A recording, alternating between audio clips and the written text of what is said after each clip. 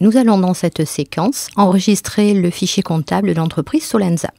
Alors avant d'enregistrer mon fichier comptable, je vais dans le menu Fenêtre vérifier que le mode assistant soit activé. C'est en effet ce mode-là qui me permettra d'être guidé dans la création du fichier. Ce mode assistant pourra être désactivé par la suite. Pour créer le fichier, je vais sur le menu Fichier et je fais Nouveau. L'assistant me guide. Première étape, saisir les coordonnées de mon entreprise. Il s'agit donc, dans le cas présent, de l'entreprise Solenza. Deuxième étape, le logiciel me demande si je souhaite reprendre les informations de référencement. Concrètement, ce qu'il me demande là, c'est si je veux reprendre toutes les coordonnées ainsi que les mentions légales de l'entreprise qui a acheté le logiciel. Donc dans ce cas-là, je vais dire non. Il peut bien sûr être pertinent parfois de dire oui en fonction de votre situation.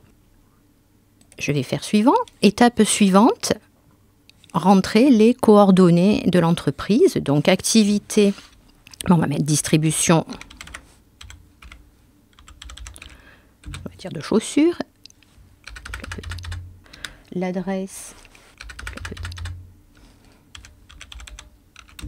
Alors petite indication, pour passer d'un champ à l'autre, il est utile d'utiliser la touche tabulation. Puis là, comme vous voyez, je suis allée trop vite. Je veux saisir le code postal, donc je vais pouvoir revenir sur le champ précédent avec Maj tabulation.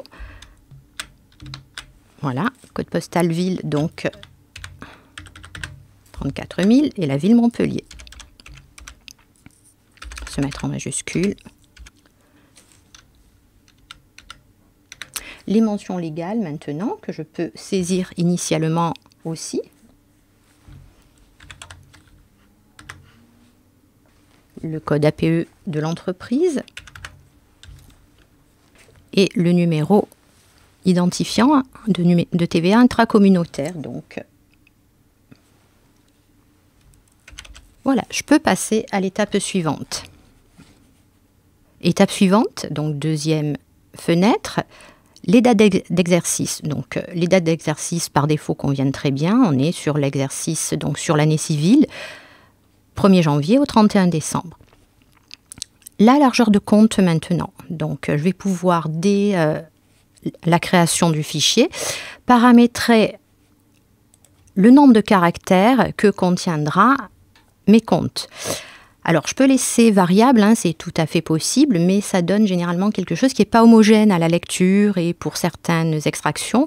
Donc, on va choisir pour cet exercice-là, pour cette société-là, une longueur pour les comptes généraux à 8 caractères. Pour les sections analytiques, on laissera quelque chose, une longueur variable. Troisième étape, la monnaie.